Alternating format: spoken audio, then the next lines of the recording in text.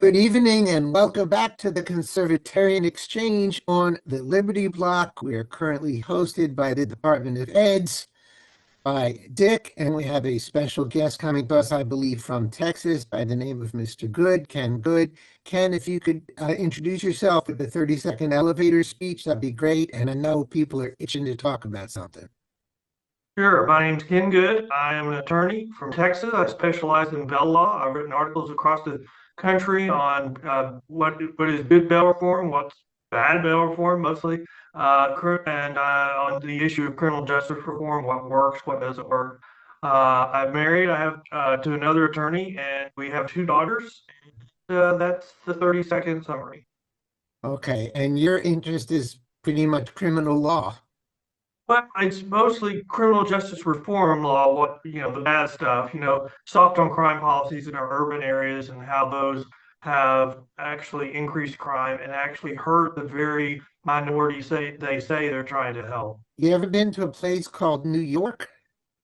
I know the New York system very well. I've written articles about it, and they've rolled it back three or four times, and it's still probably going to be the key issue in the upcoming election. So, Good. yeah.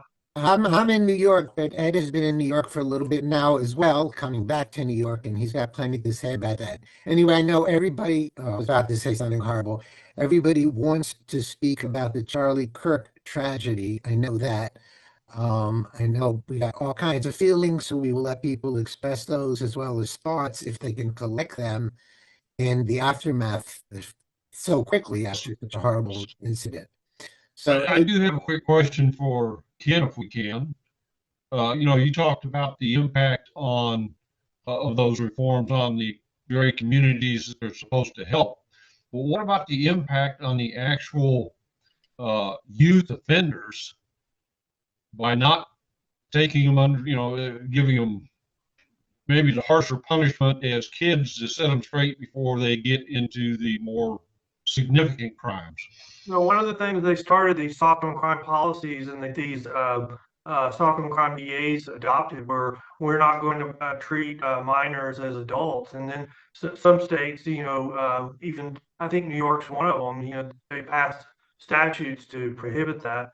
And as a result, organized crime gangs, they go out and recruit from those uh, groups to commit their most heinous crimes. And so here's my point, or one of my points is when you enact things that prevent judges from addressing organized crime gangs and career criminals, then those groups will find ways to take advantage of it. That's exactly what they did with the subject you're talking about.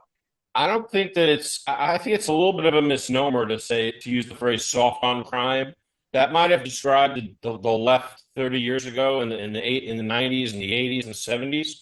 They're no longer soft on crime. They are weaponizing crime to create chaos and to create terror and to create fear. Um, so, I think it's a coalition, and I think part of the coalition that supports that, I agree with you on. But I think part of the coalition is true believers, and they think that and there's part of the coalition that thinks that we've got to do this restorative justice. We've got this history which I disagree with, that we've got systemic racism, which I disagree with, and so I think there's a bunch of different groups that makes up that majority that got that started. And I think you're seeing it collapse and fall apart. And I think the most vocal group that's left, I agree with you there. And the Charlie Kirk thing that's happened today probably underscores that what you're saying is one possible conclusion of that. If they can't respond to your arguments and they think you're making headway, they will try to take you out. I think President Trump would agree with that from two attempts. gotcha. Hey, Pete, I'm going to give you the floor for a couple of minutes. I know there's a lot you wanted to say about it. I don't even know what to say. I mean, it was just a horrible day. I can't believe that someone would do this. It's been a year since President Trump was shot and almost killed in exactly the same way. Um, and I just don't understand how someone like Charlie Kirk, who was, a moderate conservative. He was not a radical by any stretch of the imagination. Goes to universities and holds talks and talks with people and tries to argue his position. I mean, if that isn't the most American thing ever, I don't know what is. So Why they killed him? whoever shot him is the essence of anti-Americanism, really. And I just don't understand how, and we were arguing a little bit in the chat. This was a planned operation. This was not some guy spontaneously taking out a pistol and shooting him. This guy, in the time we've been on, reports have come out, including video of a guy on the roof about 125 meters away, setting up for the shot. And so he had to get up on the roof. He had to figure out a way to get up on the roof. He had to know where Charlie was going to be positioned. He had to do all of the intelligence prep work before. This was not a random act of violence. The arena murder was a random act of violence, a common random act of violence in today's world. But this was a political assassination, just like the assassination attempt for Trump, because Charlie was very effective. Now, I didn't particularly like the guy one way or the other. I didn't really follow him. I know I have friends who worked with TPSA, and everybody had nothing but nice things to say about the guy. I mean, you might not agree with all of his opinions, but what does that mean as far as shooting him is concerned? I'm shocked. I don't even know what to say after something like this. It's just absolutely appalling. You understand the spirit in which I say this. We're never going to know the motive, correct? I think we already know the motive. I think we already know the motive. He's being half facetious. It's a mystery. you mean- You could have no idea why That's what that I mean. person We did don't know the that. motive yeah. of Vegas, and we don't know the motive of the trans shooting, and the press will. We have no idea why that guy killed Irina too. If you listen to the Brown, I think his name was, who killed Irina. According to the mainstream media, we have no idea why he would do that. But whatever I it didn't is, hear the it was video where he says, "I institutional got that." racism. I guess they didn't see the video where he said, "I got that white girl." Well, we Well, didn't they certainly hear the didn't video where show the guy the said video. Allahu Akbar either, but we still don't know the motive. All the Allahu Akbars, you have to ignore that part too. And we We still don't know don't the Yeah, know the motive.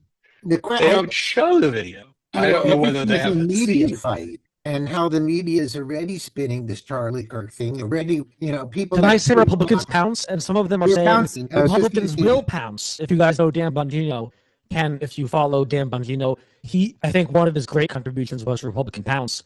And I think NBC is saying Trump is going to use this in the future to impose some horrible things on us. Republicans will pounce in the future. That's the next level of the insanity. Boy, I only hope so.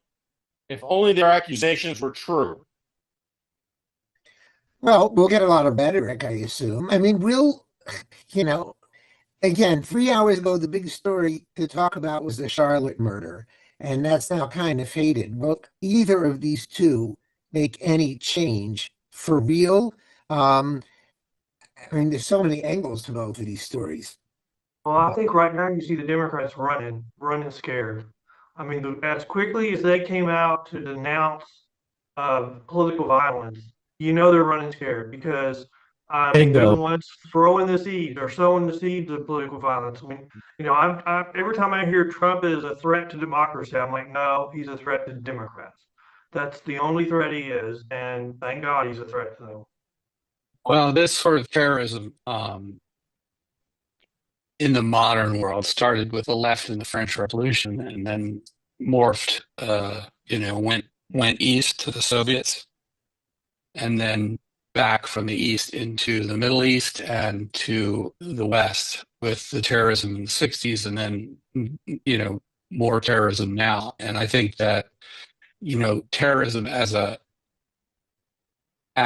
a concept has always been a leftist phenomenon. You mean kind of like I, the group in Portland pushing the guillotine through the streets? Mhm. yeah. At least they know their history. At least they know their heritage. That the problem is like, when the 9/11 attacks happened, which were obviously Islamic terrorism, the government clamped down on the American people, not, Islamic radicals. In fact, the amount of immigration from Islamic countries doubled or tripled after the attacks. That doesn't sound like someone is clamping down on Islamic radicalism. Well, it did send billion-dollar bombs to Afghanistan, Iraq, Saudi, whatever, and maybe pay for it. So I did appreciate spending the billions on the clampdown, but I agree they did punish us with the Patriot Act more than they punished Yeah, the terrorists. right. So I mean, the issue with like all of us thinking between, Irina is just the latest in the long line of sort of random black on white girl violence. Um, I mean, there's so many victims. Uh, a lot of violence is gang related. A lot of violence is spousal, interpersonal relationship. But when it comes to random public violence, it's almost entirely black on white, and it's almost entirely, and most of that is black men against white women. That one more an example of the mental health crisis in the country. Yeah, And the way that they're using that in the criminal justice system now is to King's X the criminal case. So we're decreasing our prison population because we're just dismissing the criminal case if they have a mental health issue. And that's the reason why he had such a long criminal history and he never got he had very small amounts of time in jail or prison. But I think I have this. The Charlie Kirk is a different example. It's an example of the political violence from the left that is being stoked by the party and then now denying it. But the real way to honor Charlie Kirk, I think, today is to talk about why he was so effective. Why would they target him? And the reason why is because he didn't go into these colleges with any armor. He just went in and dressed like them and just said, "Here is an issue. Let's talk about it. This is the position I'm going to take. Talk me out of it." And it was almost like the Democrats would send people with talking points because they could never overcome his arguments with talking points. And so they never had somebody that was actually a true blue believer that was able to go up against him and overcome his arguments. And Well, He I was like- 31. when you I got He a was big 31 circle, years old. yeah, Yeah, he was 31 years old. Yeah. He had two small kids. Speaker Johnson, I'm not a fan, asked for a moment of silence in the House of Representatives today, after Kirk's assassination, and the Democrats protested. I mean, Whoa. you can hear them protesting, screaming. Well, you And almost my- want to go to them if they would just enforce existing laws, this would not have happened. I've seen, to your point, Ken, I've seen a chart that shows the the population of Americans in mental health or clinics and hospitals, and it I guess I got to do it reverse, but it sort of it goes like this, and then it goes down to almost nothing, and then superimposed on this is a chart of the number of people in prison, and it starts down here, and then it goes up like that. There's almost a perfect match between the Cause and effect. freeing and let's be honest. I'm gonna pick on Alu here.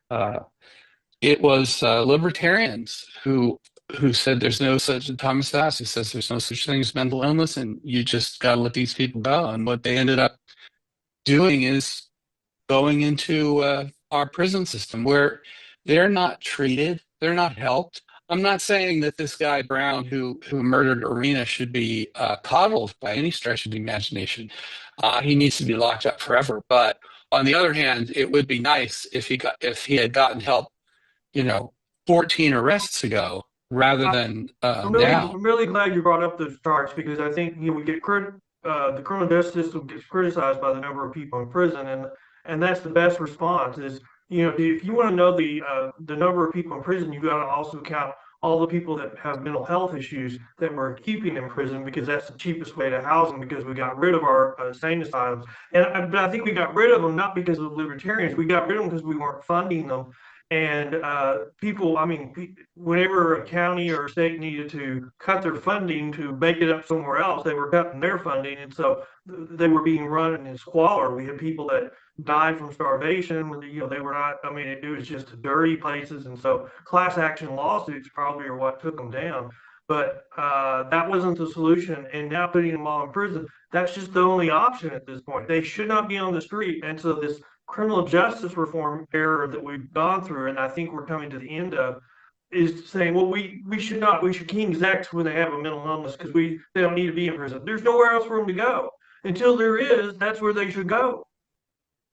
Well, Guys, I mean, I don't That's want only to one be side. please, but I did work in prison and I am in the mental health field, and there really aren't a lot of solutions. You can't force treatment on a patient.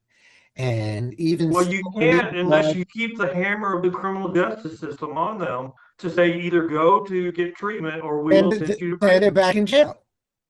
Yeah, okay. Well, you got the same thing. The revolving door. They get into jail, they get on their medications, they I get don't think control, they get there really- released, they I get hate to off say their it. medication, and they're back in jail. There really isn't much of an answer to this problem. No, there's no perfect solution to some things, especially mental illness. There's no. No, perfect I mean, solution. as someone who's dealt with people with mental illness, they need help, but they also need imprisonment sometimes when they're a danger Sometimes to they do it, themselves or yeah. others.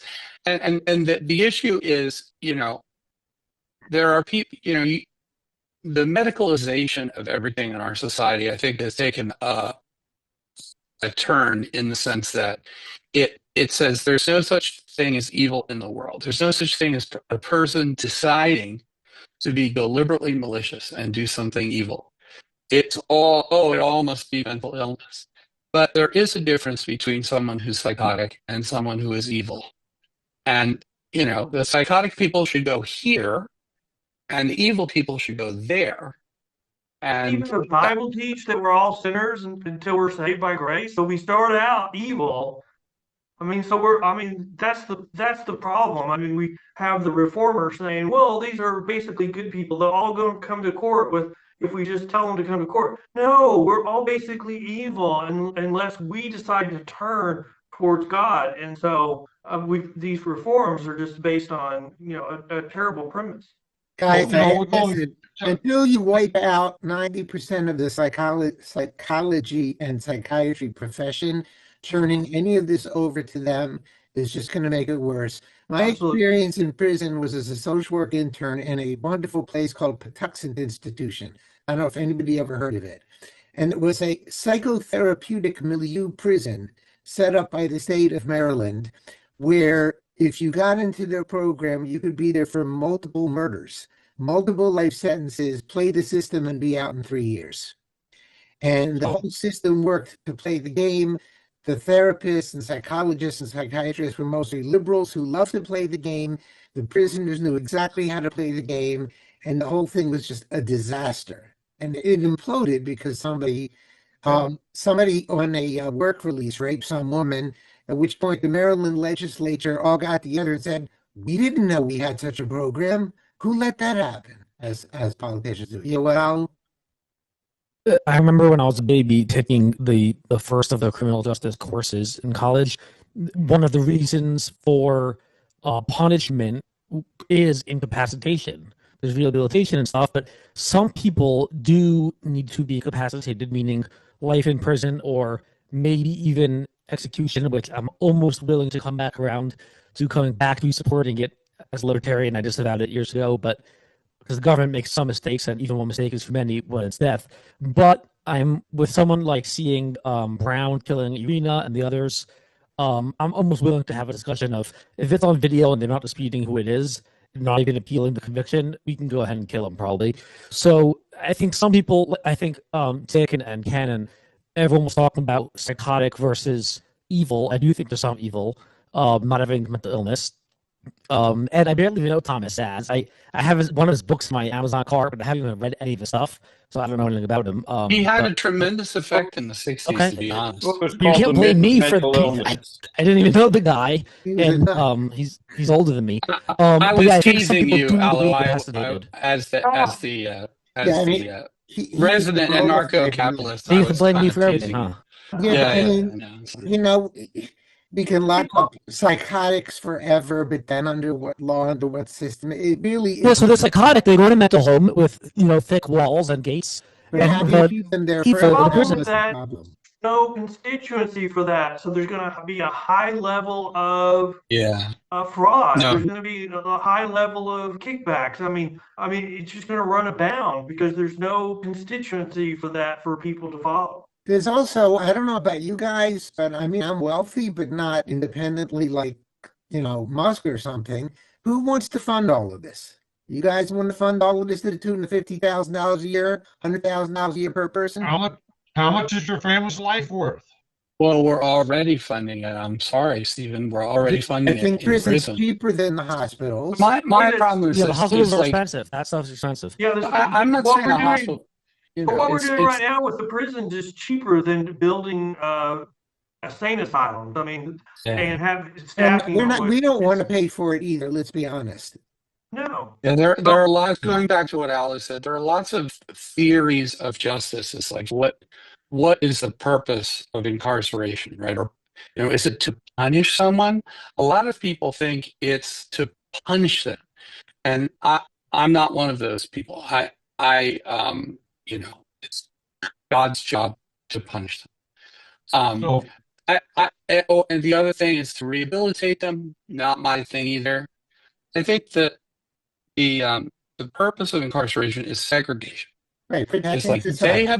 they have shown that they are not willing to abide by the common decency, not just the laws, but the common understanding of a rational society. So they have to be put outside the society. And whether it's to transport them to Australia or the moon or to put them in prison, they need to be taken outside. And the insane people are the same way. And the founders agreed with this, by the way. They are not, there was no distinction between people who are not of sound mind and criminals in the founders' mind. They need to be segregated Yeah, away. I think that's incapacitation. I think that's under that category. So I mean, it's like if we just do Escape from New York, I think that would be fine. let's go back. Favor, I agree with punishment, but I agree with rehabilitation. But the problem with it is the government as a whole is terrible at determining who's been rehabilitated. I I mean, mean, I they haven't can't read really the do book. that. What was the book by somebody in Salmon now? I can't remember. It was like the seminal book on psychopaths. The odds of rehabilitating a psychopath are like 1 in a billion. And especially once they're in the prison system, it's even worse. But my question is going to be, who gets to be the judge of who is psychotic and who is evil? And we have to clean the entire judicial. The judge. So this is simple. Let's go back to Locke. What's the purpose of government in the first place? We formed government to provide protection for our persons and our property. If you got people that can't live in society, then you lock them up. I mean, this is not something new. This has been around for thousands of years. Dick, who's going to do it? Judges, juries?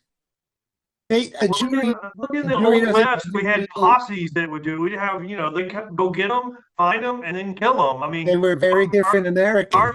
aren't we going back to that? If you won't give me justice, then I will get justice from my friends, my own posse. Somebody on this very show last week who won't be named was wondering why we don't bring back duels. But yes, you can't have posses without men. And we have brought up generations of not men. Oh, there's plenty of men left to do it. Criminal laws. The criminal laws were to protect. They were to protect the criminal defendant after they got arrested. So and we've spent a lot of time here on mental health. Mental health is only a fraction of it. I would say your bigger issue in crime is drugs. Yeah, I agree with that. And we had to have free drugs. The 60s Yeah. there, and look at the issues since that point in time. And I even would marijuana. venture a guess, and somebody that is more knowledgeable in the prison clientele can maybe correct me, but I would venture a straight guess that 75% of those incarcerated are involved with drugs.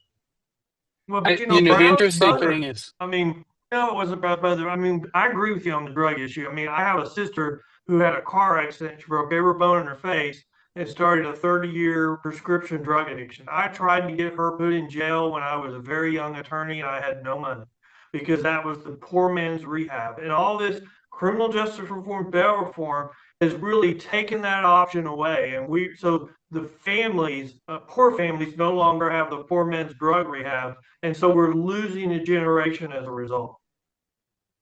I would argue that yeah, we've already lost 2 or 3 generations. just to break in, Cash Patel has said that they have a suspect in custody. Okay. They have I not hate to no say data. the file is on his desk or on her desk, but I don't have a lot of faith in anyone anymore, including your girl Pam. What do you call it? Not my girl. We have to talk a little bit about the media coverage. So somebody who can't be named on the show, seriously, but somebody who's a very, very staunch conservative, less libertarian than conservative, but a true conservative, wrote, "I am pro First Amendment. I've had enough of these flagrantly Marxist networks. I hope the Trump administration does everything possible to destroy them." And this is coming from somebody who really surprises me for saying it. Are people so fed up? And again, I don't know that there's any mechanism to change the media, which is so responsible for this in so many ways, both in pushing it and in covering for it. Now, Ed M always argued, probably correctly, none of this is a suicide pact, and we got to fight back, if I understand his way of looking at it. And maybe we have to break the First Amendment to beat these people. I don't know. But what do you do? I mean, what you're talking about, Ed and Ken, is just loosening a tiny bit the incitement laws, like with the Massachusetts girl who had her boyfriend commit suicide, which was a very complicated case for me for First Amendment stuff. But I think, she did deserve some punishment for the jail for 2 years. I think for the media inducing violence by calling them Nazis and putting a target on them and saying maybe they should be killed. Again, I'm a First Amendment absolutist. I'm writing a book. I'm finishing it up now about absolutism, but I'm almost so fed up. I'm willing to have a conversation about if the media really incites enough violence to get people killed, maybe we should have a discussion about some accountability for the media, whatever that might be. I'm hopeful on this issue, and I became hopeful because when Trump closed the border and we didn't need a new statute, we just needed a new president. And then I made the argument, look, we can do the same thing on crime. And so we just need the people enforcing the laws. And then what did we have? We had Trump federalize the DC police. And what do you know? Overnight, he did what everybody was saying couldn't be done. And so I think what you're talking about, I still have hope. I think it can change because I've seen too many changes. And I think the country is not. I mean, I'm reacting very terribly to what happened today, and I think there's a lot of people that are just. One of my employees mentioned it, and I don't consider them conservative at all. They were very upset about it. I mean, Kirk was given credit for getting a lot of the youth vote to vote for Trump in larger numbers.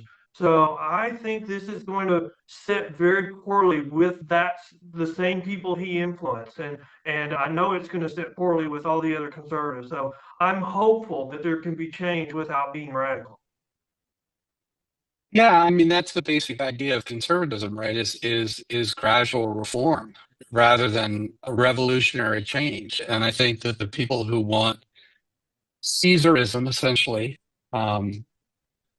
are throwing the baby out with the bathwater. The baby being our society of rights and freedoms. And that's kind of, we were talking earlier about kind of what happened after 9/11 is instead of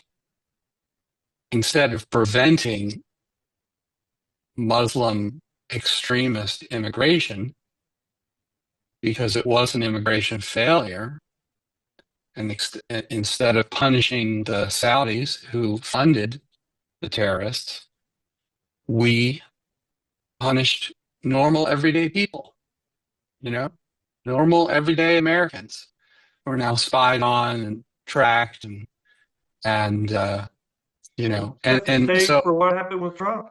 and it's at the state and it's it's the memes, the memes of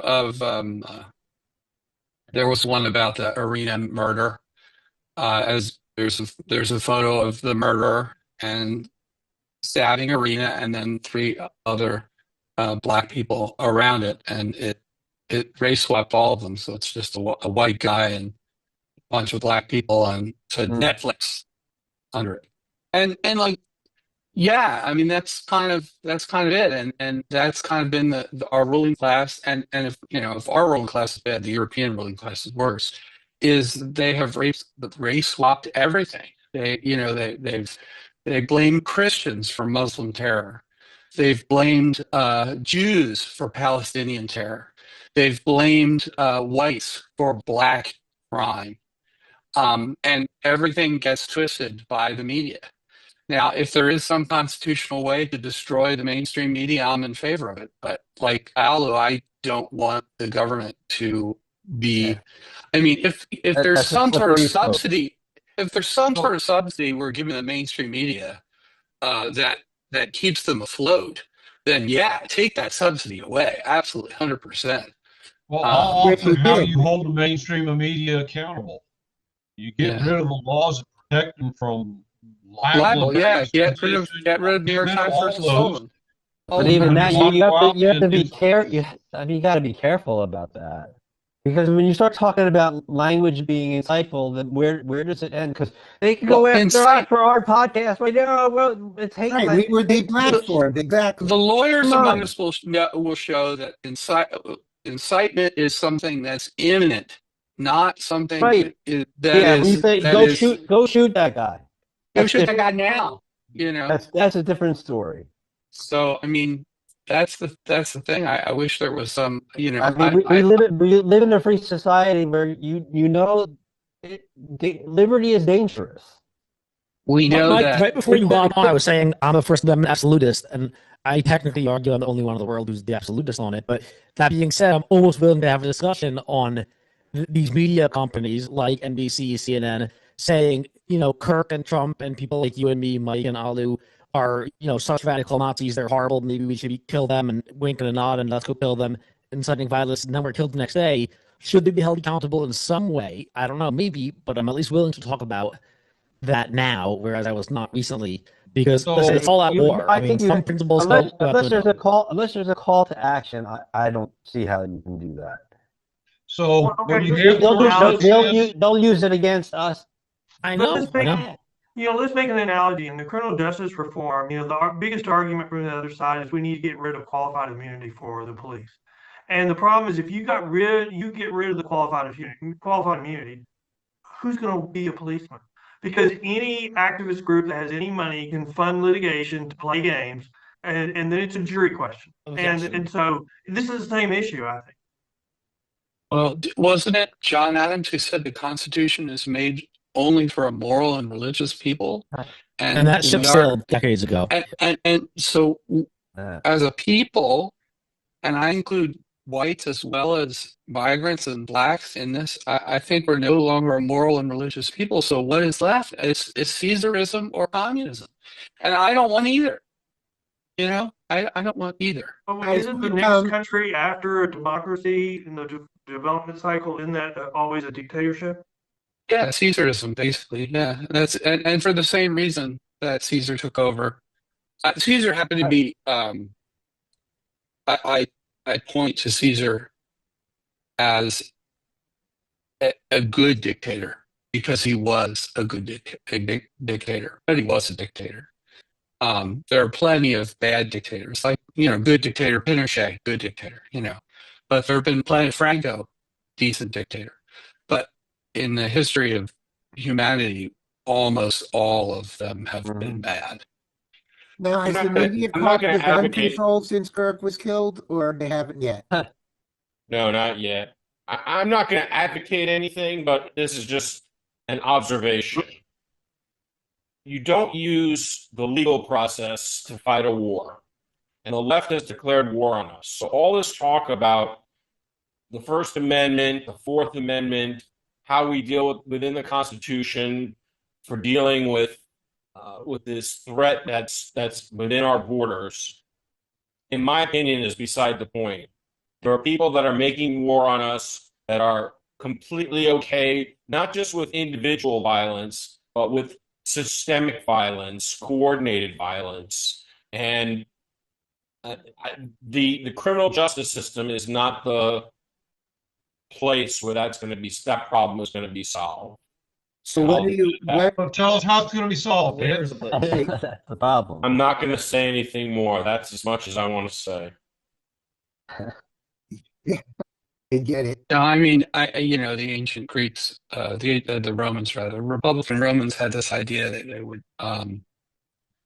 when there's a crisis, they would bring in a dictator for six months only, and he would set the, and it worked a number of times in Roman history until it didn't.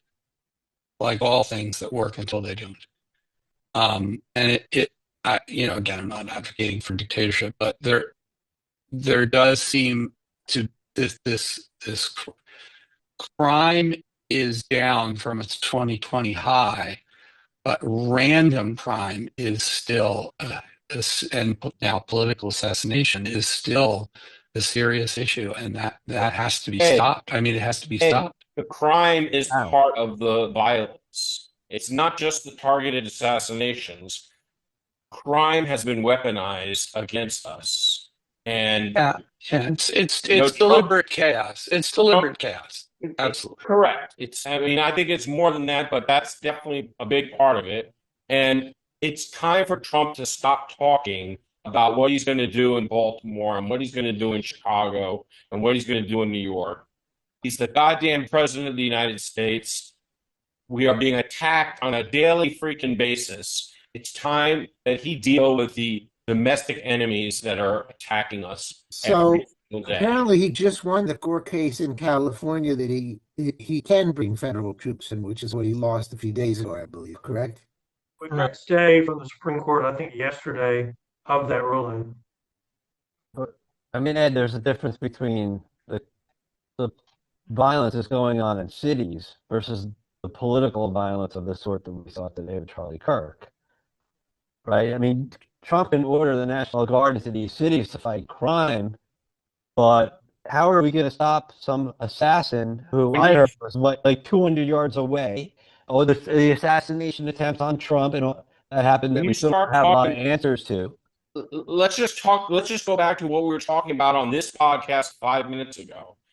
The media is inciting this violence. The media is pushing it. The leftist politicians are pushing it. This is a coordinated effort. We are like three blind mice to not see that and to not act on it. This isn't just random acts of violence. Whether it's the crime in the cities or the targeted assassinations, it's all one thing, and it's a war being fought and waged against good people. And it's time that good people fought back. So if I'm understanding you correctly, as far as the media thing, because I know every episode you call for New York Times retelling to be reversed. I think what you're saying as far as that front is we don't have to wholesale gut the First Amendment to hold them accountable. For instance, if there were a case brought by, let's say, Charlie Kirk's estate, his wife or something, for the lies, like actual verifiable lies, which would be defamation by CNN and NBC, and if that contributed, if a judge ruled whatever that contributed to him being killed because of radicalized people based on total lies, then allowing that case to go forward and not pausing it because it's defamation against media, public figure kind of. Let me ask you something, Alu. That would help. Let me respond to that by asking you this: if you could turn the clock back to 1938, and you had an NGO that could fund a class action on behalf of Jewish people in Germany for having their rights taken away, how much good do you think that lawsuit would do? Probably not much. No, not at all. And that's what we're debating here. We're debating which lawsuits would make sense, which laws should be modified. this is war against our own Yeah. people. And also, this is an example of how it's so difficult to decide what is a good case and what is not a good case. I mean, that would not be a good case. You would have to find a manifesto from the shooter in his possession saying, I was watching CNN and they said this and that really made me mad. And then that statement would be false before you would even get causation. Just the fact that they said something and you're wondering whether that caused this, you can't ask them to make that leap. You have to prove it because it's litigation. You're the plaintiff. You have to prove it. If you can't, then you haven't met your burden of proof. So I agree with Ed on that, or Ed M on that, because I think that's too hard. I mean, we've got to. I think one of the reasons why Charlie Kirk was targeted today was because he was making inroads with students. And Yep. that's the heart and soul of the future of the party. If you look at what the Democrats have been doing for the last few years, you could say their immigration policy was number one, to help their numbers in the House. And they needed help in the numbers in the House because without the help, they were going to lose. And so they were trying to help with future voters. So they needed the idea of future voters because they saw that they were going to lose. They have used identity politics to such an extent that they're now running off all the different identities that are not the far extremes. And so we're seeing, I mean, I'm hopeful. I'm very hopeful because the criminal justice reform stuff is not sustainable. And so what we're going with right now is not sustainable. And so I'm hoping that the Democrat Party is going into a period of time where they can't win a national election. We've had that multiple times in our past. And so if we want to see what's going to happen in the future, a lot of the times we need to look into what happened in the past. And so I see the most likely result is they become so fractured, and I think that they already are there, but this could really blow them up, and I hope it does. And that's what happens. They have a period where they're a regional party. Yeah, the only Well, Ken, that is our problem the Democrats, or is our problem the Republicans? I talked to last time I was in New York City, I was hanging out in the hotel waiting for my wife, as one does, and there was a cop there, and I started talking to him, and the hotel's right in the middle of Times Square, right? So I talked to him, and he was like, "Gotta get out of here, gotta get out of here. I can't. They're making it almost impossible for us to do our jobs. Maybe I'll go to Florida." And I think my wife could get a job in Florida. And we had this conversation standing in the shop, as I was buying like food and drinks and stuff, and he was standing there. And I think in some of these blue cities, the cops are pretty good, probably. But the Soros prosecutors are a worse problem than people think. Yeah. Because they drop cases, they don't have, there's these silly zero cash bail systems. There was that guy in New York who would get arrested in the morning, would be out committing crimes in the evening, right? I mean, 100 times just the zero. Stephen, I think the answer to your question is the problem of the Democrats or the Republicans. I think the problems of the activists. When you've got, I think Texas is a great example. Texas has been a Democrat state before, but it's always been a moderate Democrat state, and there's no room in the Democrat Party for moderates anymore. And so it's always been a right of center. So in Texas today, to run statewide, you have to state positions in the Democrat Party that will bring you the money from the activists. So when you state the positions, you get the money, but you no longer are you kind of disqualify yourself from a statewide race. And in that situation, you'll lose by 13 points in Texas to the Republicans.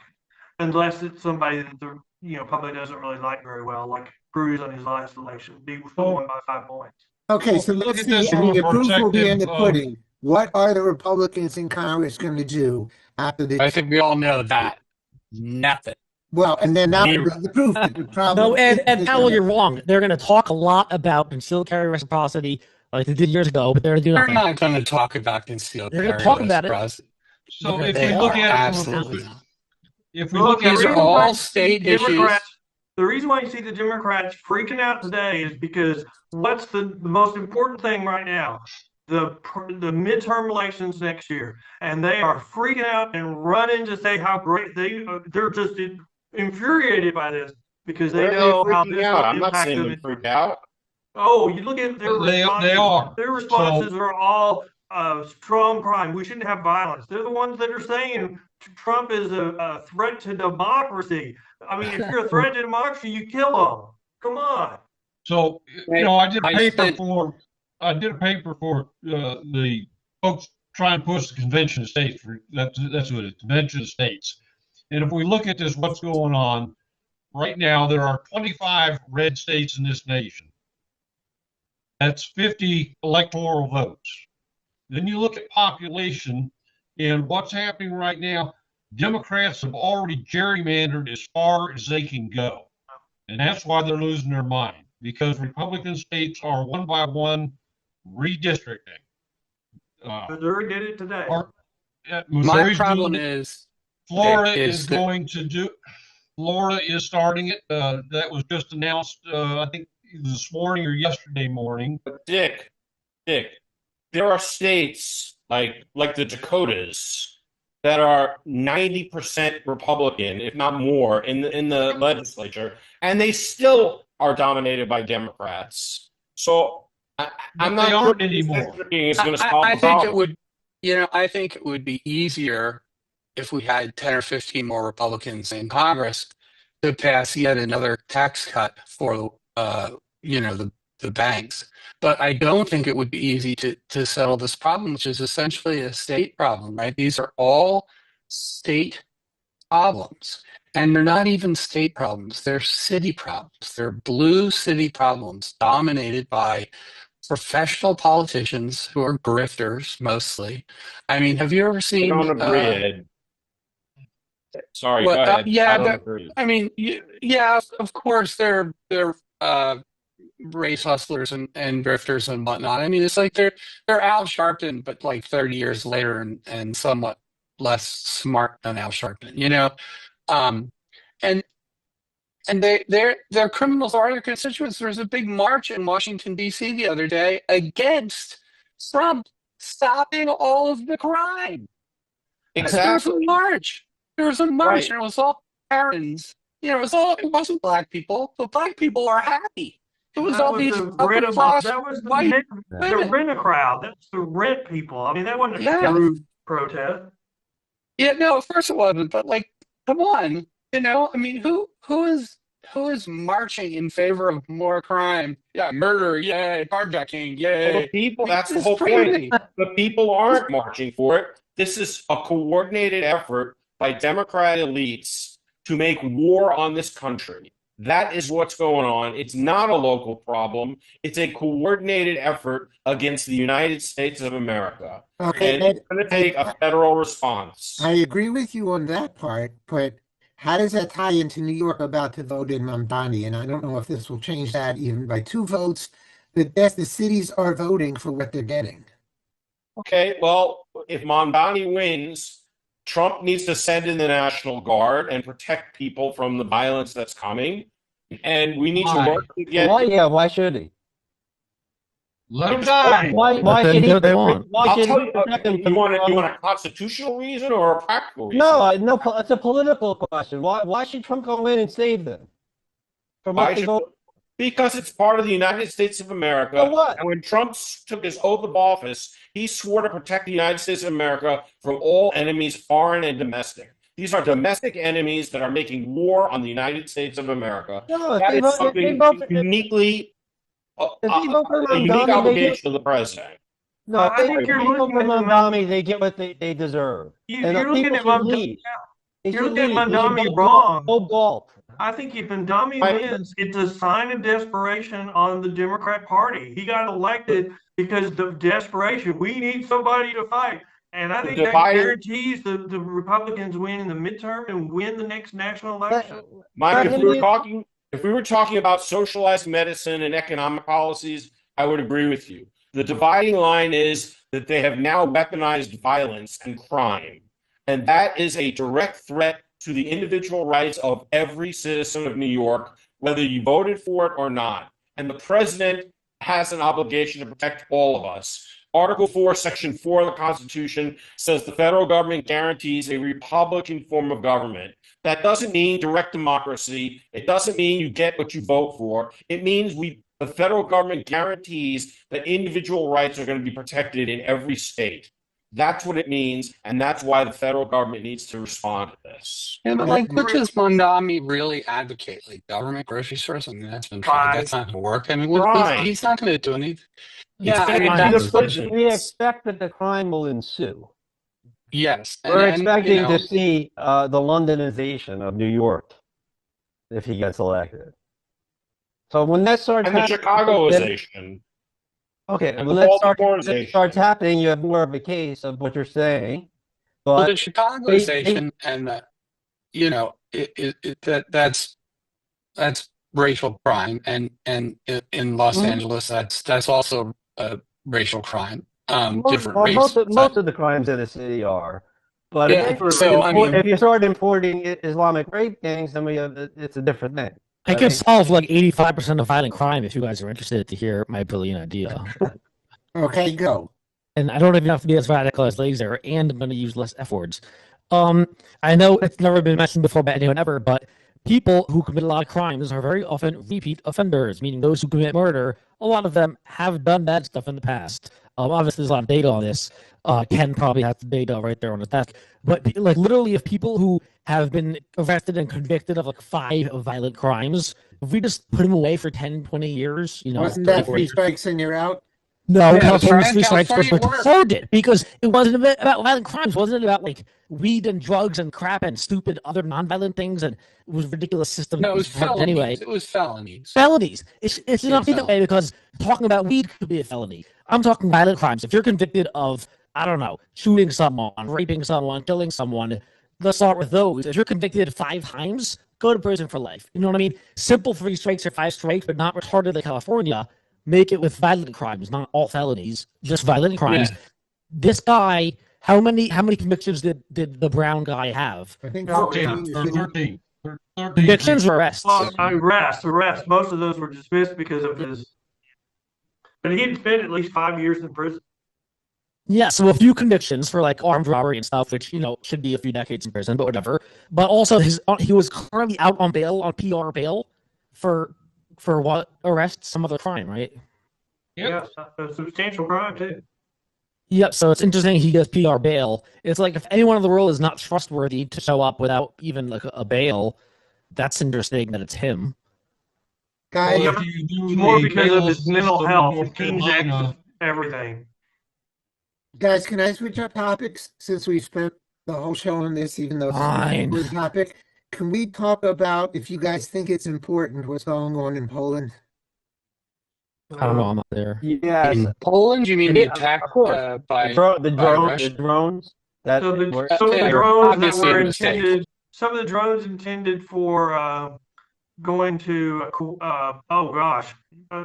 Russia ended up going into Poland, and Poland invoked the NATO provision to respond to them. And so deja vu from a year ago. What? Deja vu. I think they ran it. I am not a fan of the Russians, obviously, but the Russians are not omnicompetent, right? It's obviously a stupid mistake on their part. We shot the drones down. Yay, us. Let's move on. I don't think, believe me, if the Russians wanted to attack Poland, we would know it more than like a handful of drones. I mean, the problem is that it shows you how easily something can go really wrong. Yeah. This happened a year ago where Ukraine mistakenly shot into Poland instead of Russia. Okay. And it was almost a NATO Article 5 type of thing. Yeah. Just turn the other cheek. I assume that they're testing out what's going on. I think it was a test. I mean, you have to assume that at the very least. You can't just say, hey, it was a mistake.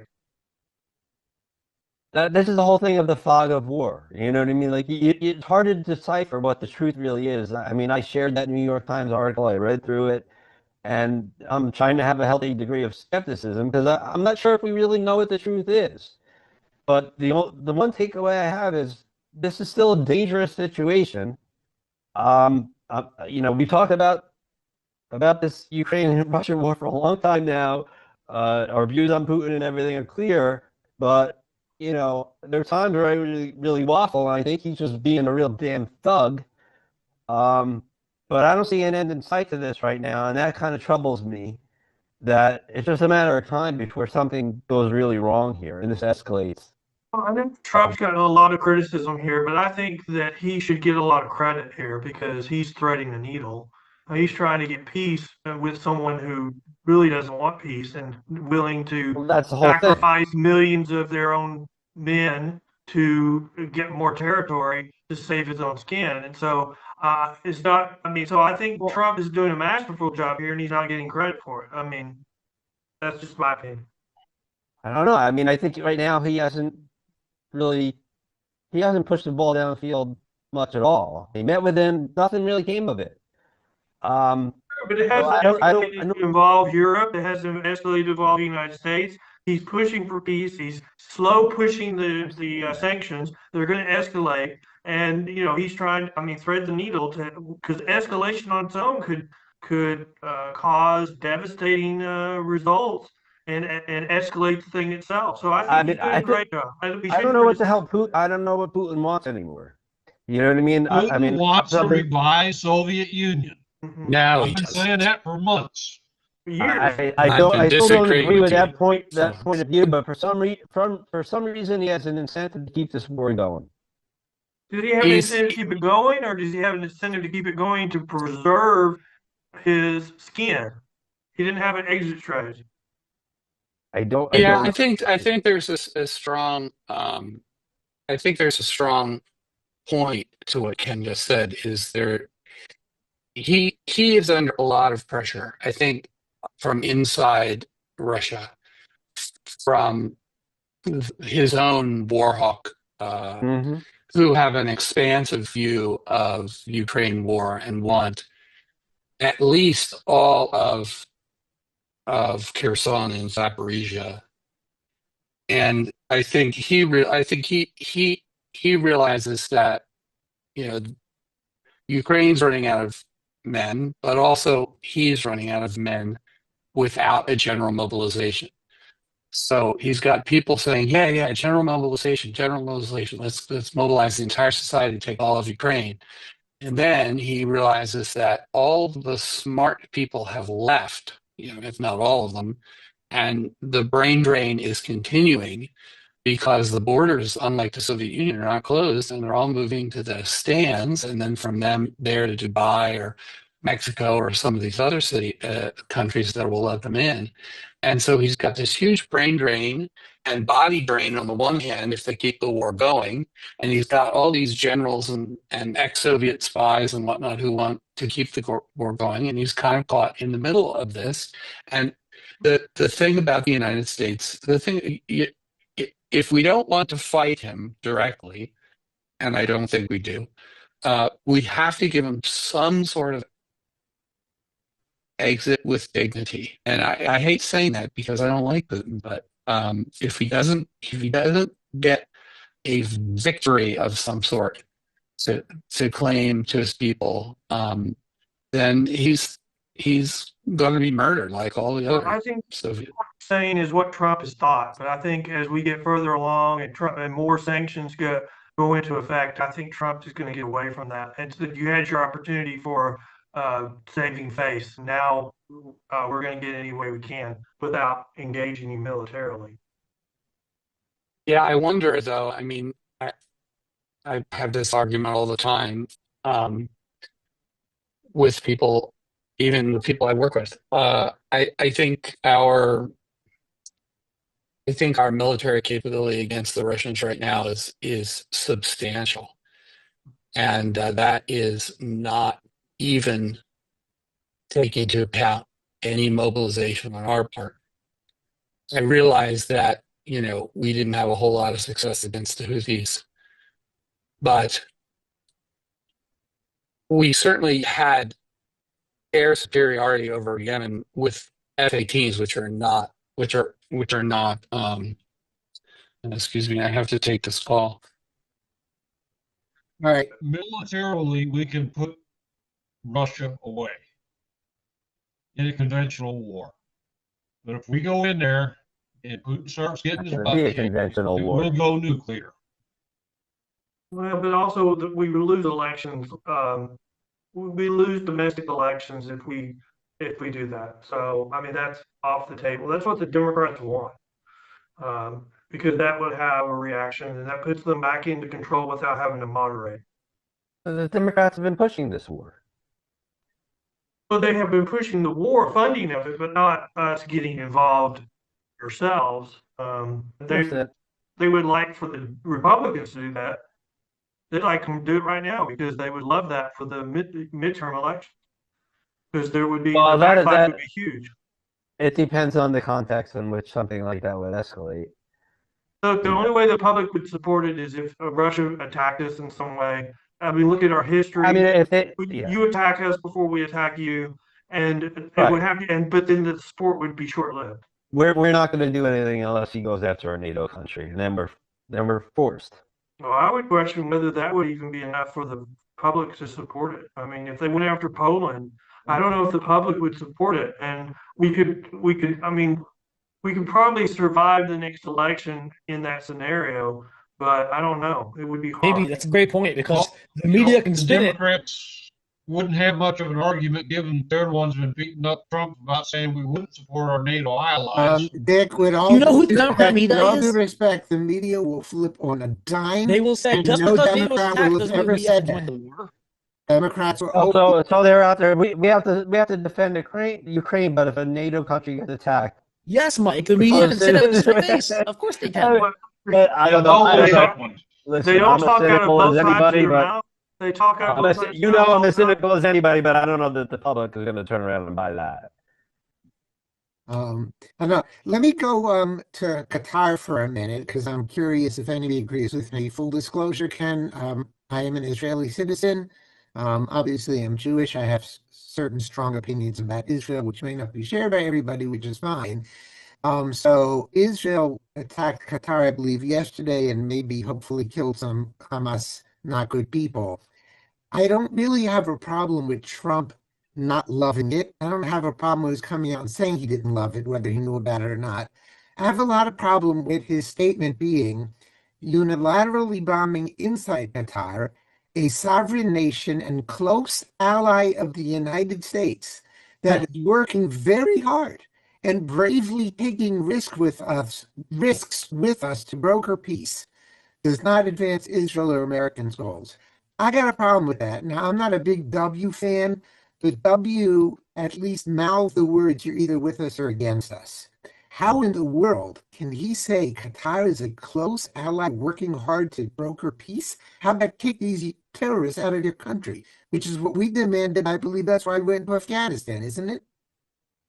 Exactly. So Very contradictory. I mean, we got some reports that the U.S. approved it and Qatar approved it. So the news reports have been all over the place on this. Right, but even if not, and again, he can say, I'm not in favor of this attack. I don't have a problem with that. But why do we have to, in the end, I know we had this argument before, we have 1 million troops over there, blah, blah, blah. Qatar is not an ally. Qatar is an Islamist state that foments terrorism. Yeah, but we have Exactly. I a huge wouldn't have a military problem. base. We have a huge military base there that we didn't build.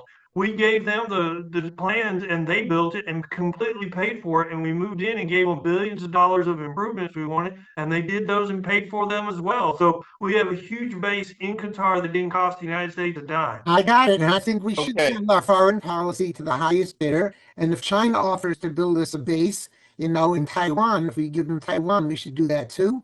I would have a problem with it, Stephen, and here's my thought on it.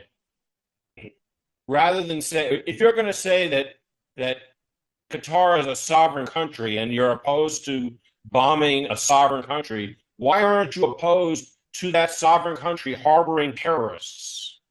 Why aren't you saying that it's wrong for that country to harbor known terrorists, especially Hamas, who Trump just over the weekend or just in the last couple of days said, this is your last warning before we unleash all hell. How can he say that a mere month after we just bombed the living daylights out of Iran? Because Trump has diarrhea of the say mouth. that. I Don't just take what he did. says seriously. So Trump is not a politician, I- even though he's president. He's not really a politician. So he but you know, everybody speaks out of both sides of their mouth. I mean, the media didn't attack Obama when he was bombing people without due process, and suddenly, Left and right. look what's the media saying when Trump is approving bombing, you know, these little boats full of cocaine or methamphetamines or whatever. Suddenly, they have a problem with it because these are Yeah. people that haven't had their due process. I mean, it's like the media talks out of both sides of his mouth. Trump talks out of both sides of his mouth. He's not as good at it because he's not really a politician at heart. So I think that Netanyahu made an incredibly stupid move going after those folks the way he did. Going after them, I don't have a bit of problem. I don't have a bit of thought for the Palestinians. But the way he went about it, I think, was incredibly stupid. Why do you think it was stupid? Well, let me finish, Chief. Let me Yeah, finish why? on that. I don't think it's stupid. I thought it was great. Why do you think it was What was stupid? the attack? I don't even know what. Can you explain what the attack was? The Hamas leaders were in their little hotel, and so they were supposed to have a meeting, and so Israel sent a couple of bombs there, or planted a bomb there and blew them up. We're waiting to see how many of them were killed. So Nick, why was it stupid? Why is it stupid is because both Saudi Arabia and Qatar were ready to sign on to the Abraham Accords. They don't have any affinity for the Palestinians. Yeah, Qatar's harboring some leaders over there, but for the Palestinians as a whole, Qatar doesn't have any use for them. None of the Middle East does. Qatar is And that Hamas. What are you getting the talking about? Abraham Accords Qatar is across- Hamas. Well, how can you say they have no use for them? They are Hamas. They are the principal funders of Hamas. Nobody even denies. I understand that. Isn't So the why answer are what you're they? saying may be true, but we won't know that for a year. In a year, it might be true, it might not be true. If they sign off on the Abraham Accords in a year, then it's not true. We don't know. It By might the be. way, Abraham Accords are a piece of paper that can be changed in 10 seconds with an attack for any excuse whatsoever. So I don't care about the Abraham Accords. Israel has a pretty simple doctrine. You kill us, we kill you. You guys remember Munich? Yeah.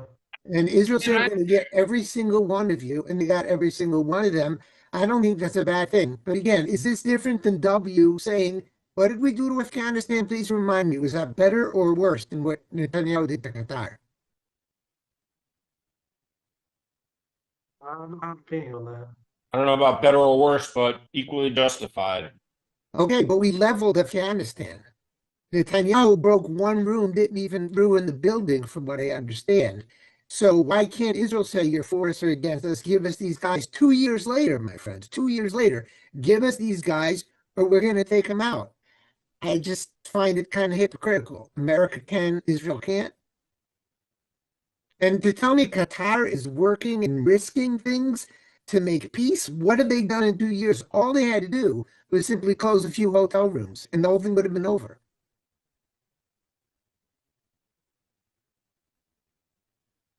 Yes, I lost everybody. Just don't take anything Yeah, so seriously. He has diarrhea of the mouth. Whatever he says, he says But he's playing both crazy sides. things. I support Netanyahu's action. If anything, I think stronger action would have been warranted. I have a very high opinion of Netanyahu. So if not Netanyahu wants to do it, I give him a wide berth. I supported what he did. I support what he did. I mean, I understand that, you know, they took a risk and it comes with some consequences, like Dick pointed out, or it may come with consequences. But if that's what Netanyahu thought was needed, I support it. Like I said, him taking him out, I don't have one iota of problems. It's the way it was going about. I think it was stupid. Do you think Qatar would be a friend of Israel? Pardon me? You think Qatar would be friendly to Israel? Yes. What evidence is there when they are the major backer of Hamas? I agree with that. I think Qatar, you know, walks the tightrope on these issues, on a whole bunch of these issues where they play both sides. And I don't like it when people play both sides. You know, in litigation, when somebody plays both sides, you're going to get on my bad side. And so I don't like that.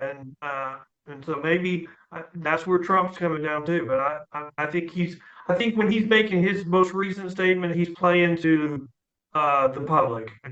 And so I discount that. I don't doubt for a minute that if Trump wanted those hostages out, he could get them out. I'm sorry. Mm, I don't agree with that. Why not? Because I think Get the bodies out. you're giving Trump too much power. I mean, he's given them ultimatums, and I think he's given Israel a wide hand because they haven't responded. So He's I not don't. giving Qatar an ultimatum. No, they over the hostages.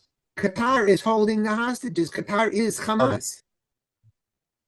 Well, that's a good point, and I think that that's kind of where you lose me a little bit because I don't think that the United States believes that Qatar is Hamas. Well, then they're really stupid since they are the major funder of Hamas. That's just a fact. So, and they're just harboring them. Again, we blew up Afghanistan for harboring bin Laden. Why can't we blow up Qatar for harboring these Right guys? now, are the hostages in Qatar or Gaza? They're in Gaza. Gaza, supposedly. And Well, so- it says there are only like 5 that they think are still alive. less than 20. Somewhere between 20 and 5. Yeah. Okay. And I'm very sorry. I don't like this argument with all due respect that we have a base in Qatar, therefore we have to do their bidding. I don't know why We're we not have a doing- base we're not in doing their enemy bidding. land. What? We're not doing their bidding. I disagree that we're doing Qatar's bidding. They're not, you just said 15 minutes ago, but we have to be nice to Qatar because they gave us a base and they built it for us. I think you're misrepresenting what I said. I said Well, that that's why I it's not asked to you. say that they're not an ally. They built us a base. We have a lot of people there. They're and not they an give us- ally because we have a lot of people. We have a lot of people all over the world. What do we have? Troops in what, 150 countries? I don't think we could 180, say I think. call any of those countries enemies other than Cuba, where we have a base. So you think depends on your Qatar, you definition. think Qatar is an ally?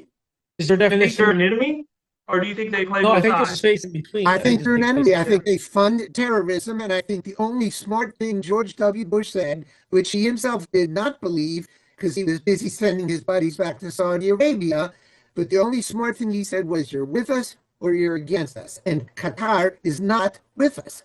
He They said are you're with us or harboring you're with the Hamas. terrorists. What? I Yeah. think he said you're with us or you're with the terrorists. Okay, Correct. well, okay. Either way, so Qatar is with the terrorists. And if we have this war on terror, which is the most ridiculous term in the history of the world, why aren't we bombing the terrorists in Qatar? We have a war on terror. And Well, I think there's a lot of terror- nuance, and there is a such thing as neutral, or at least nuance, but whatever. Qatar's not neutral.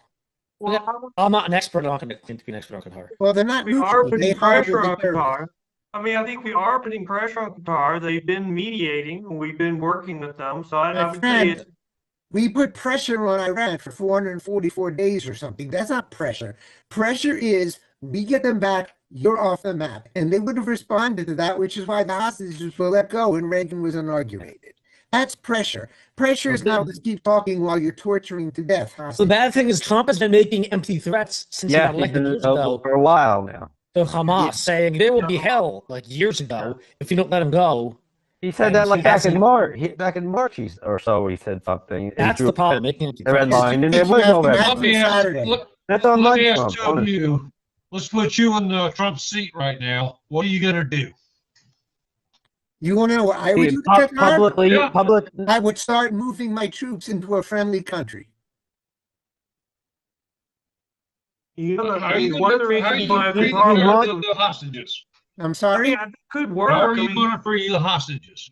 Very simple. How did we free the hostages from Iran after all that time? Reagan had balls.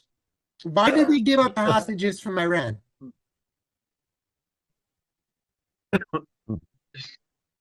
They gave them up because they believed that Trump or that Reagan would go in. Great. Right? And you think How are Reagan you is less today crazy going to than get the Trump? hostages back? The same You're saying exact Trump way. ain't doing it right. Reagan didn't even do anything and they gave the hostages back. You really believe But- the United States can't make a phone call and get hostages out? I think that's really sad if that's true, and I don't think it's true. If they really want to, they can. Well, he hasn't. Nothing has succeeded to this point. Instead, what does he do? He takes an airplane from them. But what are we going to do to them? What are we going to do to them? They've already been bombed to hell. Qatar? No, No. the Hamas. Qatar? Let's No, start by telling- Iran by is a backing- country. Why don't we tell Netanyahu to fumigate Gaza, take it back, and say, you no longer, we tried self-rule for you for 20 years. It didn't work. You're no longer entitled to self-rule. We're going to take it back. And if we have to kill every one of you, we will. It's not genocide, it's freaking war. They're sending rockets at Israel every day by the dozens, or maybe more. Stephen, you might be able to tell me how many. But they are sending rockets at Israel every day. Why does Israel have to take it? Why do they have to accept that a state of war is going to exist and we can't fight back? They should. Trump, that's what I would do if I were Trump. I would stop talking about Riviera on the Mediterranean and say, Israel, take it back, do what you can with it, do what you have to the people there. They all support Hamas. And if they don't support Hamas, they should get the hell out and go someplace where they can live like free people. But they don't. They all support Hamas. I mean, this is a subject where we're not going to agree. I mean, I'm just not going to agree with several of the things that you said. I mean, I don't think, I think it's more nuanced. I don't think Trump What's has, nuanced about October 7th? that's one of the reasons why we're not going to agree. I mean, you don't think it's nuanced, I think it's nuanced. Tell me which part is nuanced. I want to hear.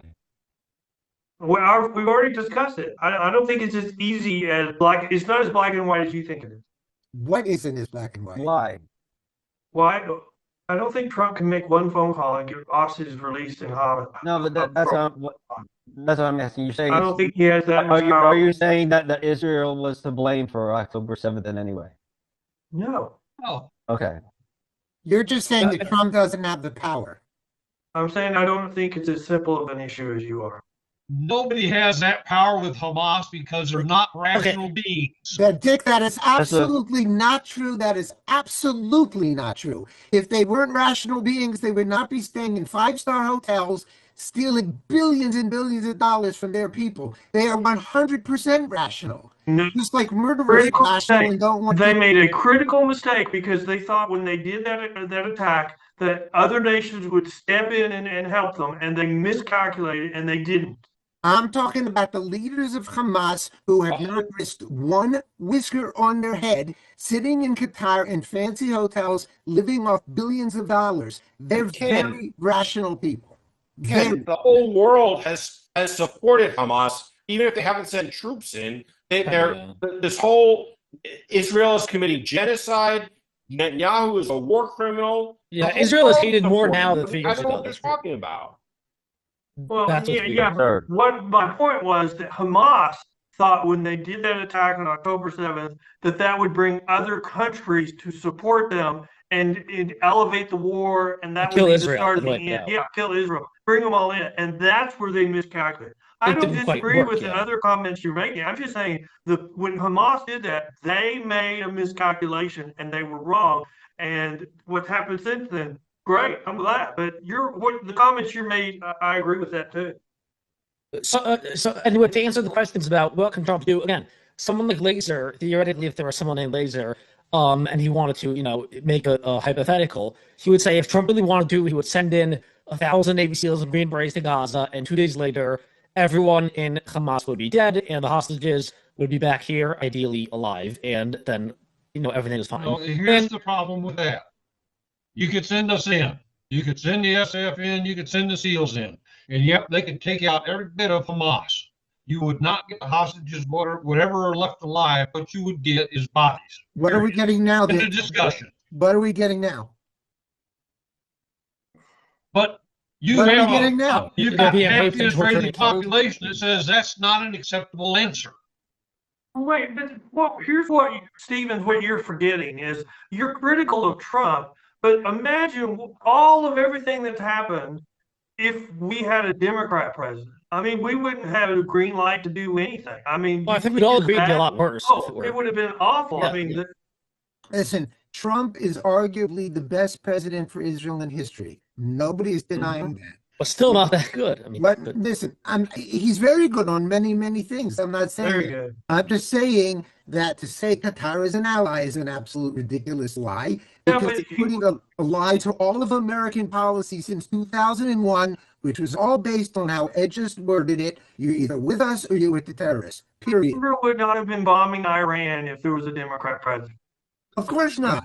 100% not. We were out arming Iran. We were giving them money and we were giving them stuff. I have no doubt about that. I think Trump taking that like $400 million or $1 billion airplane from Qatar, that makes me more comfortable than like anything else so far that we've been discussing.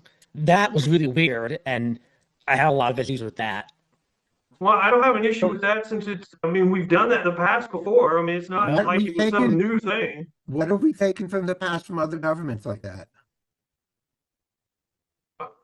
I think I read some articles where we've had other examples of that in the past. I mean, wasn't brand new. I mean, that's was my big criticism of the press. I'm not sure from a country like that.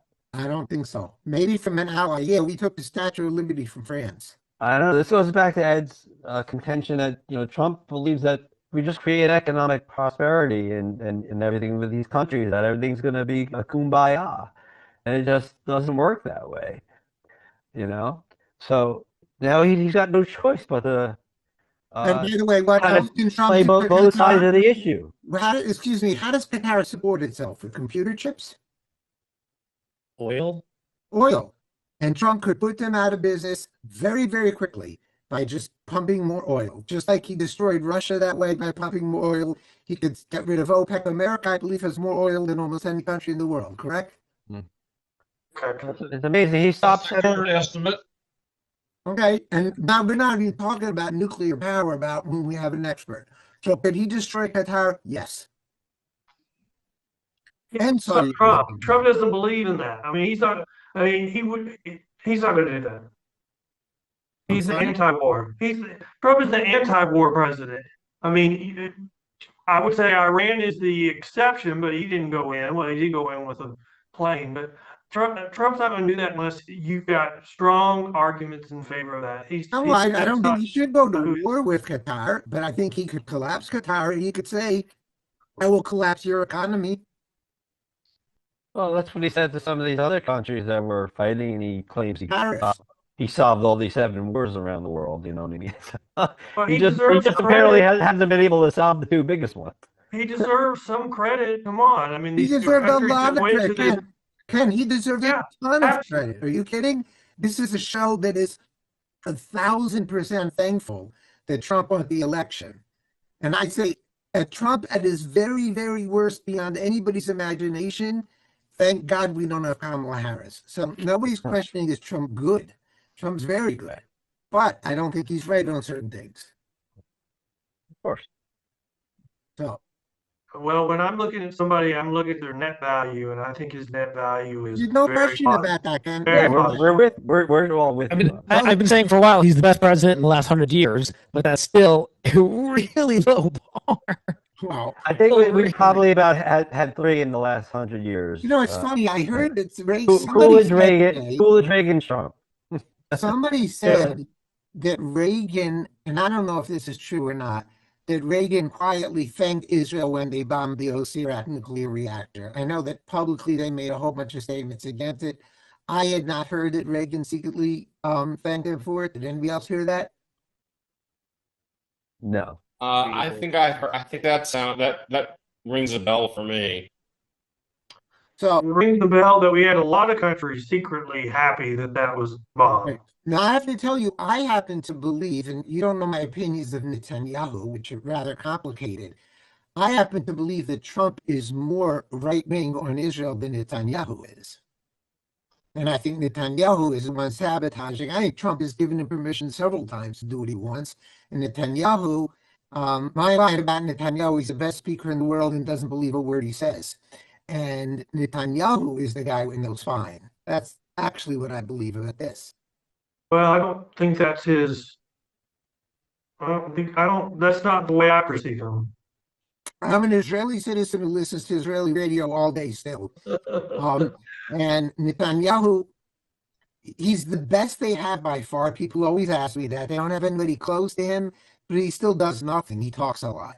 So, whatever. Again, he's by far the best they're going to get. Oh. You need to get less jaded, Stephen, because you're a great guy. I mean, We're all pessimists here. No, I got to tell you something. Israel is one country whose politics I do understand quite well. I'm obsessed with politics. I'm still obsessed with Israeli politics. Israel is a messed up, not necessarily straight country in many, many ways for another time. But again, I think Trump is pushing Netanyahu, and I think Trump is frustrated that Netanyahu won't do it. And I think part of Trump's vacillation is because of that. He'll call up Netanyahu and say, Bibi, do whatever the hell you want. Get this off my plate, destroy them. And Netanyahu thumps around for another couple of weeks and does absolutely nothing. And Trump is like, you know what? You guys going to do this? I can't back it anymore. And then it goes in circles. Okay, there's probably a bunch of these issues, but it seems like Trump gave Iran a deadline, and then the day after the deadline, Israel started bombing them. So, I mean, No, I'm talking about Gaza. I'm talking about Gaza. well, Israel is not really fighting Gaza for 2 years. And the problem, I don't think, is Trump. I think the problem is Netanyahu. Maybe Netanyahu has a lot of pressure. He And has a unlike lot Trump, of he's pressure. actually He has sitting the there media next to and the whatever. Israelis. Israeli politics makes ours look simple, but I think Trump has been better on Israel in many ways than Israel has been. I mean, if Trump were in Netanyahu's shoes, facing the actual pressure in the room from the cabinet, he might be even worse. Who knows? I'm sure It's there's a lot not of a pressure. cabinet, it's whatever. Israel has a phenomenal system of government where the attorney general has all the power in the country and holds indictments over every single politician's heads for 10, 15, 20 years. And that's why Ariel Sharon gave back Gaza to get out of an indictment. Netanyahu, I just saw today, right before the show, Netanyahu again asked permission from the Supreme Court to not have to testify 3 days a week in his defense because of all the stuff going on in the world, and they said no. Now, can you imagine any other country where the prime minister in a time of war has to go to court? well, I agree with that. That's the big problem with Israel is it's like their Supreme Court has the ability to veto everything. Everything, and their attorney general can veto everything. She is the god of Israel. So Israel's got lots of issues if we ever want to do an Israel show. Anyway, guys, we're way, way over time because we're having way too much fun. Let's do real quickly. First of all, Ken, the floor is yours for however you want to use it since you're our guest. Okay, well, Did you allow him to mention his book yet? No, I gave him the floor. well, I feel like I'm at the Air Club meeting and I have a really loud wig. So, but thank y'all for having me. I have really enjoyed talking with y'all, arguing with y'all, berating and getting berated. It's been a lot of fun. I would just go back and say it's a very serious day. Charlie Kirk has struck me to my core. And I don't know if I know him really well. I did find out that he died really early because I have a friend that was working for him. And so I called his dad and he said, first thing he said was he's dead. And so I knew early that he had passed and I just waited for confirmation. And it's really affected me because it makes me question our country, makes us question our politics even more. And like we've said so many times today, the sincerity, our democracy is based upon the willing of the losers to be governed. And we've got one party right now that when they lose, they do not have, they will not consent to be governed unless you agree to what they want. Plus, a lot of us won't speak out. Well, because if you do, you're going to get attacked. And if you do, you're going to get prosecuted. And if you do, then you're going to get shot at, it looks like. So there's reasons for that. And that's what they're trying, that's the message that these radicals are trying to send today. But other than that, I go around talking about criminal justice reform, bad bail reform, and there's a lot of that we've talked about today. And if people want more information about me or our organization, they go to pbtx.com. We have a website, we have a blog where we post highlight important stories on criminal justice issues. We also have our own podcast called The Bell Post, which if you can get it from our menu or you can just go straight to thebellpost.com, where we talk about criminal justice issues and what's good bail reform and what's bad bail. Thanks for having me, guys. Well, a quick question for And you. I'm gonna turn down your thanks because the pleasure was totally mine. So go ahead. Quick question for the two lawyers, as we're on Charlie Kirk, who's been watching here. Law enforcement is calling it now a political assassination. Does that have any other legal ramifications than just murder? No, that's intended for the midterm elections coming up. Yeah, I wouldn't know the answer, but I wouldn't think that there's any difference. Although, I mean, there are specific criminal statutes for murders of the or attempted murders of the president and certain high-ranking officials. But obviously, Charlie Kirk was not in that position. Now, apparently, there was a federal crime involved in the Charlotte killing, which a lot of people weren't aware of. So I'm just Yes. curious, are there any federal crimes hiding when you shoot somebody in this type of situation? Well, I mean, the FBI took the alleged shooter into custody, so there must be some federal hook for jurisdiction. Mhm. And they consider something a hate crime, is that on the federal level? They're going to look for ways to take over the case because, especially in these soft on crime areas where they have Soros DAs, and they don't think that they'll treat them the way they should be This treated. was Utah. You know, last week Yeah, we asked, it's there was true. some talk about Trump going up against Soros head on. I don't know what happened with that. We talked about it a little bit last week. That was quite an interesting idea. So, Mike, what you got? So I'm sorry, I missed like probably about the first 20, 25 minutes. So just real quick on the arena killing, the Ukrainian girl on the train. I think my initial reaction to that was watching some of the people on the train do nothing. But I kind of backtracked on that because the more I thought about it, and as a psychology major in college, I mean, I learned about the Kitty Genovese killing, which was a famous murder from back in, I think, the 50s or 60s. And a lot of people were in their homes and they heard gunshots and she was screaming and they're witnessing her basically being murdered and nobody did anything. Nobody called, nobody came to help, nobody did anything. And I'm looking at all these people and I'm saying, maybe that effect was going on for some of them. Mike, that was Um, 1964. This is also the Daniel Penny effect. Yeah, I mean, listen, I mean, there's lots of reasons in people's heads why they don't want to get involved. You know what I mean? And one is your own survival. They did get involved at the end of the video. They got involved. I saw that too. There were people who came in later. One guy took off his shirt. I think it happened so fast, and a couple of the people that were sitting in the back that had no idea that she was even stabbed. I think that the two that were closest to her, they realized something happened. The one woman, she could have been scared out of her wits.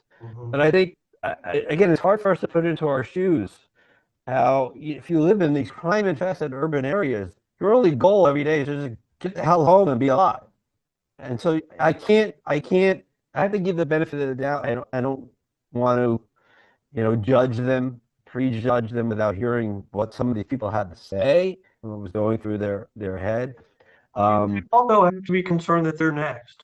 I mean, he just Sure. walked by and stabbed somebody. I mean, they may not have seen it, but eventually, I mean, he started saying, I stabbed the white girl. I got the white girl. And so then people started realizing, and then they ran and, started screaming or yelling started.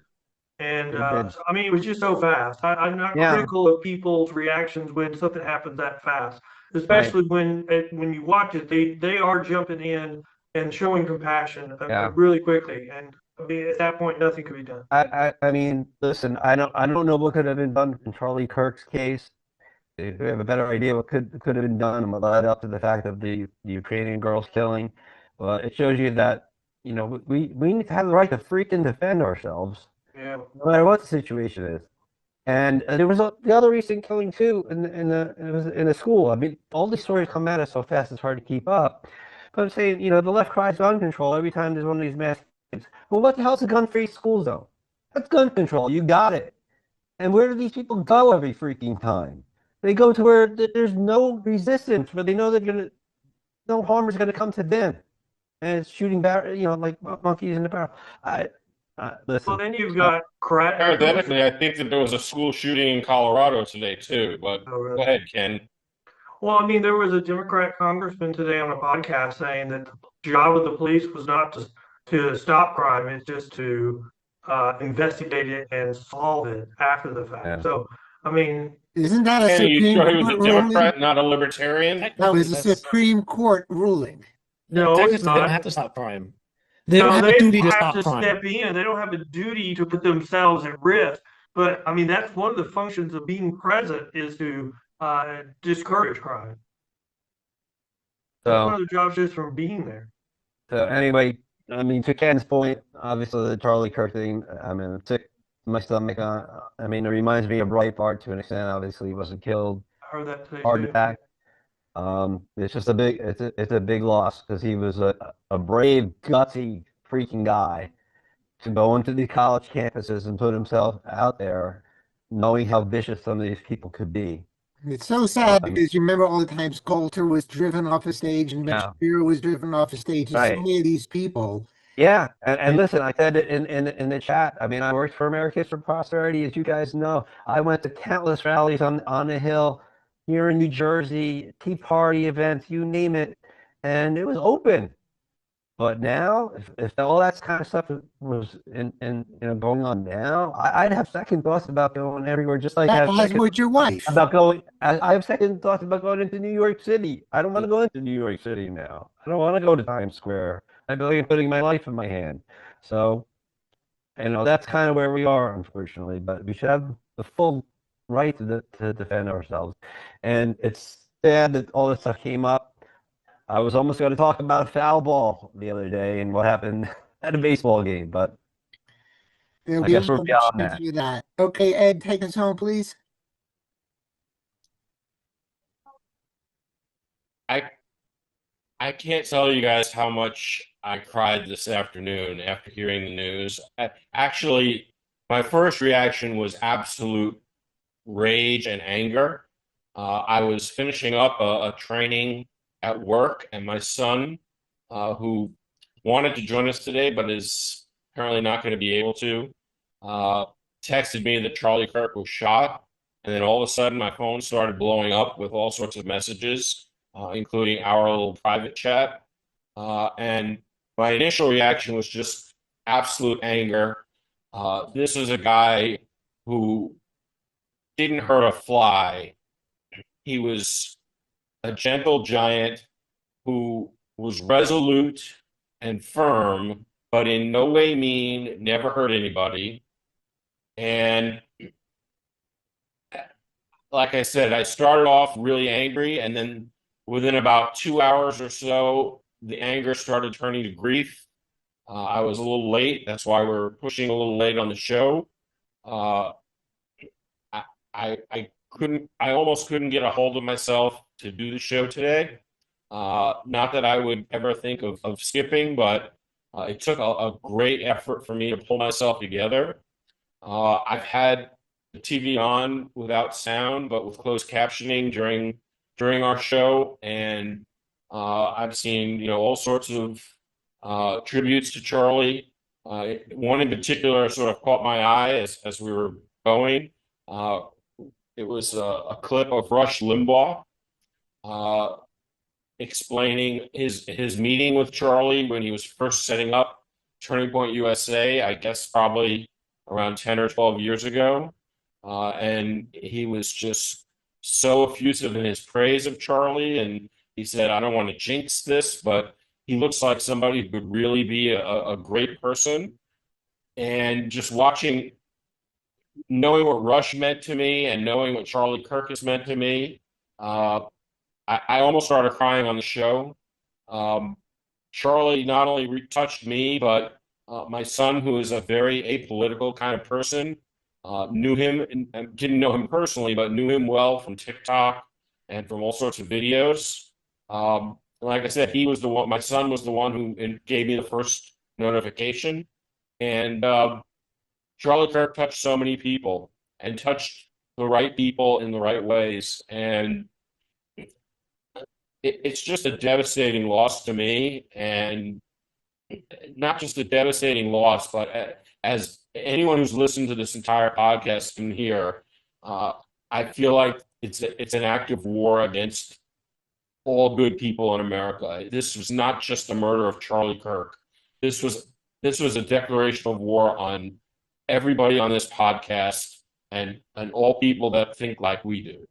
And we need to recognize that and act accordingly. So that's my closing for the show today. Amen. As the marriage therapist on this show, I kind of joked about it a few minutes ago. I've often said, Martha said to George, why do you have to go out tonight? Why can't you be like all the other husbands and stay on with me? Why are you risking your neck? Et cetera, et cetera, et cetera. And I think all of us who are married get this from our spouses, and maybe for good reason. Why are you putting your neck out there? And if that stops another 10 people from talking and fighting, it's another big victory for the You left. know how many times my wife has told me to not do podcasts and articles and books and stuff and speeches and events and go I'm places. telling do you, stuff I about. assume Martha said it to George, and I assume Jefferson's wife said it to him. Why are you sticking your neck out? And then they're going to point to Charlie Kirk, and that's the point. We are silenced by it. So anyway, let's wrap up. We will be back next week at the same time, and we hope to have such a wonderful panel. Ken, that's a hint to you. You're welcome back anytime. Thank you so much for really spending so enjoyed much time with having us. you. Thanks. And Good luck with your book. yeah, Thanks, guys. Thanks a lot for check having your me. website. Have a great night, everybody.